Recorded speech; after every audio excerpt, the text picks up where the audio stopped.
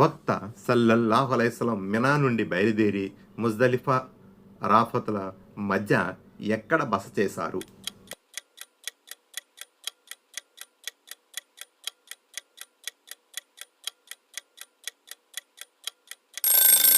నమిరా ప్రాంతంలో. నమిరా ప్రాంతం మినా, మక్కాలకు ఎటువైపు ఉంది?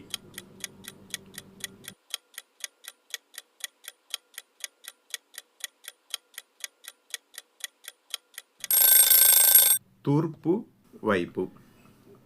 మీనా నుండి నమిరా ప్రాంతము ఎంత దూరంలో ఉంది?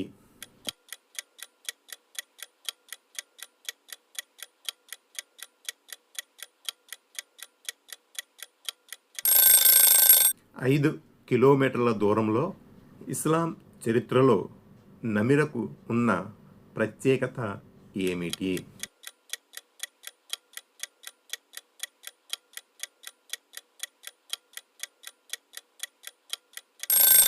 అరఫాత్ మైదానం ఒడ్డున నమిరా ప్రాంతంలో ఇబ్రాహీం అలైహిస్సలాం నిర్మించిన ఒక మస్జిద్కు మస్జిద్ ఇబ్రాహీం లేదా మస్జిద్ నమ్రా అంటారు. ప్రవక్త సల్లల్లాహు అలైహిస్సలాం జిల్హజ్ 9వ తేదీన నమిరా ప్రాంతంలో ఎప్పటి వరకు ఉన్నారు?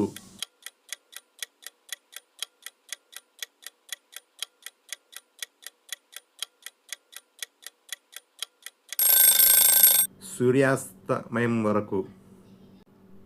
ప్రవక్త సల్లల్లాహు అలైహి వసల్లం సూర్యాస్తమయానికి ముందు ఏమి చేశారు?